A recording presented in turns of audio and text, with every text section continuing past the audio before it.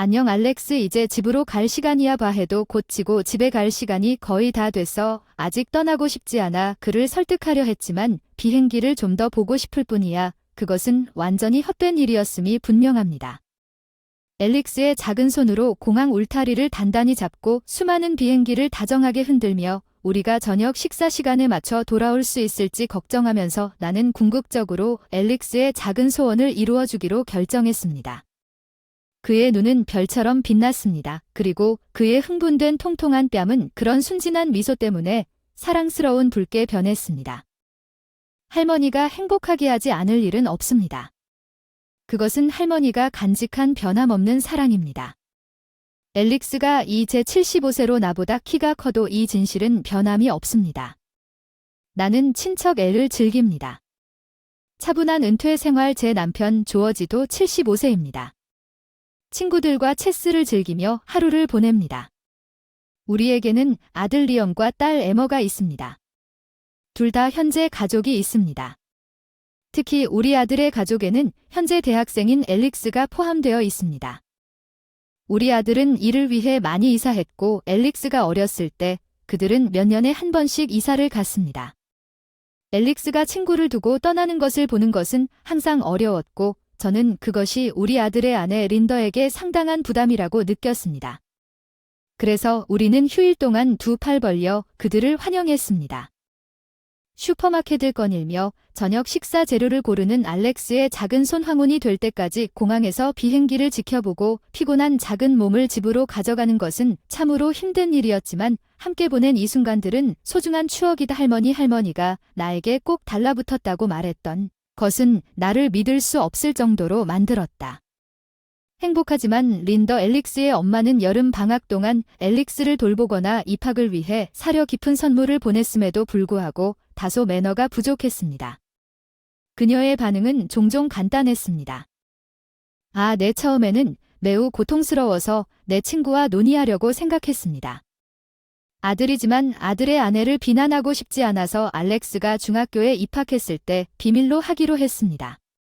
아들이 일 때문에 혼자 살기 시작했고 그 이후로 알렉스는 동아리 활동에 바빠 집에 거의 들어오지 않았습니다.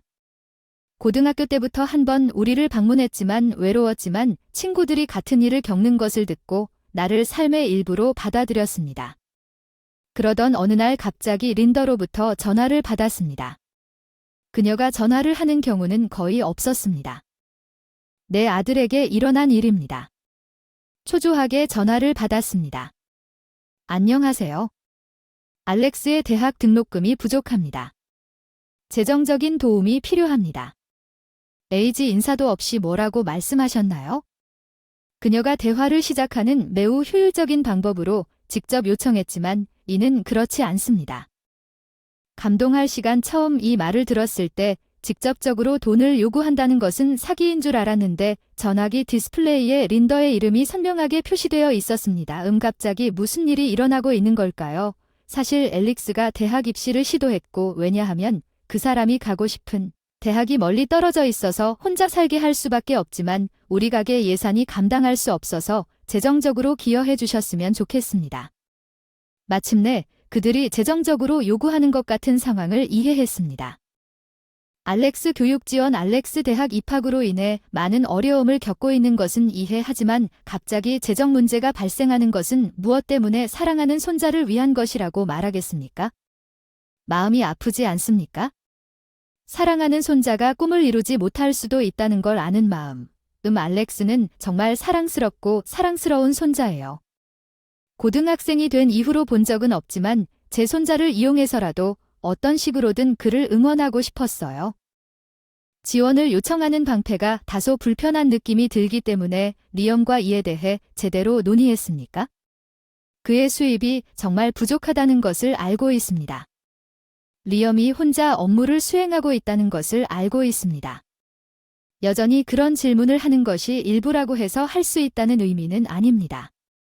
이런 문제는 논하지 말라고 린다는 이해심 없는 노인을 상대하는 것처럼 깊게 한숨을 쉬었지만 정말로 한숨을 쉬고 싶은 사람은 나다. 리암은 집안을 모두 떠났다고. 알렉스는 나에게 중요하니 걱정하지 마라. 어차피 당장 돈을 줘야 한다고 해도 그게 간단한 게 아니니까 조지랑 상의할 테니까 린다 대답도 기다리지 않고 끊었다고. 조금만 더 기다려주세요. 늘 그 사람이 너무 뻔뻔하게 요구하는 것 같다고 느꼈어요. 정기적인 연락 없이 지원을 위해 엘릭스를 방패 삼아 솔직히 사용을 거부하고 싶은 마음이 강하지만 지원을 제공하지 않으면 엘릭스에게 불이익을 줄 수 있습니다. 결과에 대해 안타까운 마음이 들고 다시 깊은 한숨을 쉬었습니다. 결국 우리는 엘릭스의 대학 교육을 지원하기로 결정했습니다. 비용은 린더의 태도에 전적으로 동의하지는 않지만 우리를 위해 엘릭스의 미래를 지원하고 싶습니다. 엘릭스는 사랑하는 손자입니다. 제가 혼자 업무에 전념하고 있는 아들 리엄에게 이 말을 했을 때 제가 재정 및 교육 문제를 떠난 이후로 그의 대답은 다음과 같았습니다. 아내가 부족하다고 하면 지원을 요청하고 싶다. 린다가 지원을 요청했을 때 언젠가 우리가 대출이라고 생각하더라도 돈을 잘 달라고 했을 때 점차적으로 갚겠다고 말했다. 갑자기 세상을 떠나 손자의 미래를 위해 죽음 전 선물로 4만 달러를 투자하기로 결정했습니다. 엘릭스가 그가 원했던 대학에 입학했다는 행복한 소식을 받았지만 12월이 다가오면서 아들 가족과의 연락이 다시 중단되었습니다. 유난히 추운 이 밤, 우리 어르신들에겐 겨울 추위가 꽤 혹독합니다. 오랫동안 사용하지 않았던 옷장 뒤에서 따뜻한 겨울 담요를 꺼냈어요. 알렉스가 혼자 사는 집에서 따뜻하게 지내고 있는지 궁금해요.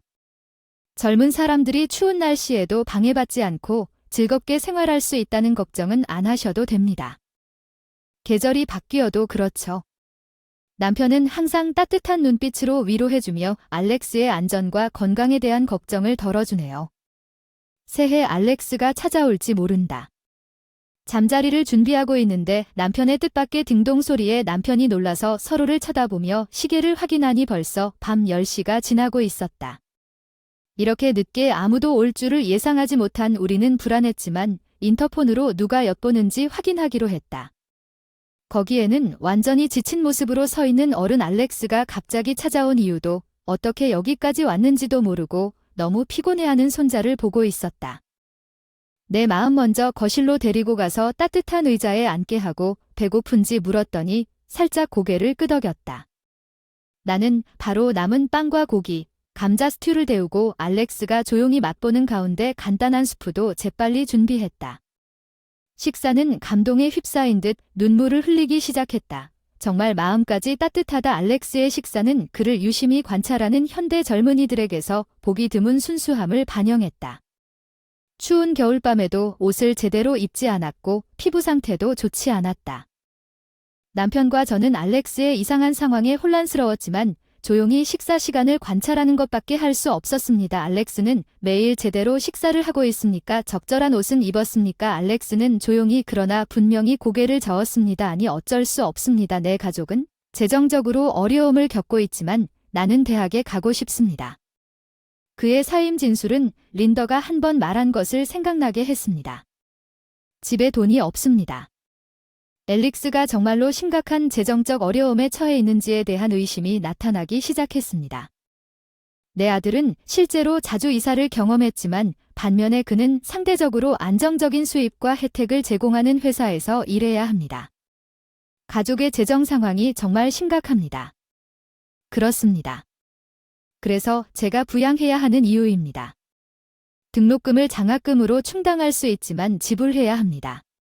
생활비와 아파트 월세에 아르바이트를 하고 일과 학업을 병행하면서 이런 상황에 처할 정도로 월세와 공과금을 거의 벌지 못했습니다. 실제로 11월에 병이 나서 아르바이트를 거의 할 수 없었습니다. 결과적으로 12월까지 수입이 전혀 없었습니다. 어렸을 때 할머니와 함께 비행기를 보던 공항역에서 그 기억이 마음을 움직였고 다음 순간 기차에 올라탔을 때 어릴 적 추억에 잠겨 어린아이처럼 떨고 있는 손자를 본 알렉스는 어린 시절이 내 가슴을 쥐어짜서 정말 미안해요 할머니 그동안 못 뵈었는데 힘들 때면 알렉스 눈물 앞에 그냥 다가가서 살살 안아주고 등을 쓰다듬어 달래줬어요. 그 사람 무슨 말 하는 거야 완전 괜찮아 힘든 시기에 내가 나한테 의지해주는 게 얼마나 행복한지 할머니. 알렉스가 우리를 의지하게 된 건 알렉스가 처한 비정상적인 상황을 알아차릴 수 있는 사람이 우리뿐이라는 사실이 가장 큰 안도감이었어. 어쩌면 일종의 안내였을 수도 있습니다. 알렉스, 너희 엄마가 경제적으로 어려움을 겪고 있어 등록금을 낼 수 없다고 하셨는데 그게 정말 사실이야? 그래, 그녀가 그렇게 말했지만 너희 엄마가 등록금 때문에 어려움을 겪고 있다고 들었고 우리는 이미 도움을 줬어. 정말 갑자기 폭로된 알렉스의 눈물이 나는 눈은 더욱 놀라서 커졌다. 믿을 수 없다. 거짓말이 아니다. 알렉스, 사실이다. 알렉스는 우리를 가만히 바라보았고 내가 천천히 고개를 끄덕이기 시작하자 그의 얼굴은 더욱 창백해졌다. 왜 어쩌다 이런 일이 일어난 걸까? 우리 스스로는 이 상황이 어떻게 발생했는지 완전히 이해할 수 없었지만 한 가지 분명한 사실은 우리 손자의 미래를 위해 우리가 사랑스럽게 제공한 4만 달러가 엘릭스에게 전달되지 않았다는 것입니다. 이 돈이 내 아들의 아내나 내 아들 자신에 의해 잘못 처리되었을 가능성이 매우 높습니다. 부모가 어떤 이유로든 자식의 재산을 빼앗는 행위는 절대 용납되어서는 안 된다. 사랑하는 손자에게 상처가 된다면 가해자는 친부모라 할지라도 절대 용서할 수 없다.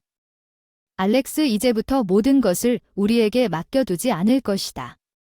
어느 때보다 어려운 상황에 놓이게 된 내 분노 선언의 남편도 깊이 고개를 끄덕였다. 할머니의 말에 알렉스의 눈에서는 더 많은 눈물이 흘렀다. 손자의 눈물 앞에서 남편은 분노에 떨며 아들의 아내에게 여러 번 연락을 시도했지만 그녀는 연락을 하지 않았다. 전혀 응답하지 않기 때문에 우리는 다른 아이인 우리 딸 에머에게 이 상황에 대해 상담하기로 결정했습니다. 그들이 전화를 받지 않는다면 실제로는 우리에게 더 좋습니다. 전화로 그녀의 말을 듣고 직접 방문하여 사실을 확인할 수 있는 절호의 기회입니다. 다음 날 딸의 의기양양한 미소를 거의 볼 수 있었습니다. 남편과 저는 알렉스를 집에 두고 아들의 아내가 살았던 아파트로 갔습니다.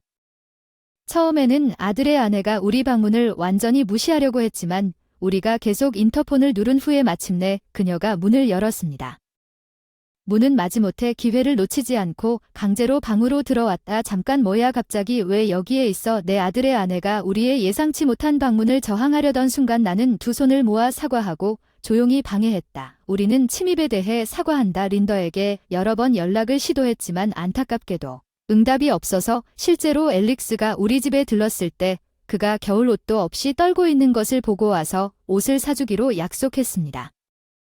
와트 엘릭스. 알렉스의 이름을 듣는 순간 아들의 아내 얼굴에 약간의 떨림이 나타났다고. 그 약해진 순간을 놓치지 않고 엠마는 아버지도 아무 반응도 없으시다고 생각하고 즉시 방으로 들어갔다. 방문이 귀찮을지도 몰라 같이 오기로 했고 알렉스 방은 어디냐며 이렇게 말하면서 딸은 배려심 있는 척 과감하게 방을 뒤지기 시작했다. 잠깐만, 거기는 내 개인 물품 보관되어 있는 곳. 아, 그런가. 흥미롭다. 지금은 흥미롭다고 말할 때가 아니지만 린다, 이렇게 말하면서 스타일 감각이 정말 좋은 것 같아요. 그녀는 코트를 집어 자세히 살펴봤습니다. 예를 들어 이 코트는 디자인이 정말 단순한데 소재의 품질이 좋아요. 중고도 아주 좋고 시대를 초월한 작품이에요. 네, 린다는 자신의 취향을 인정받은 것에 대해 약간의 만족감을 보였으며 이 가방은 광택과 촉감이 너무 사랑스럽습니다. 그녀는 자신이 집은 반짝이는 검은색 가방을 선보였는데 정말 기분이 좋았습니다. 세련된 린다는 패션 센스가 좋다는 칭찬을 듣고 조금 기뻐서 웃지 않을 수 없었다. 네, 그렇긴 한데 그렇게 비싸지도 않은데 이 물건이 $5,000 가치가 있지 않나요? $5,000. 내 반응이 커지자 린다는 무심코 후회하는 표정을 지었다. 이것을 본 딸은 자신있게 옷장을 다시 찾았습니다. 이 코트는 훨씬 더 비쌉니다. 린다가 보기에 이 코트도 $7,000 이상은 되지 않을까요? 딸의 질문에 눌려 린다는 선택의 여지가 없었습니다.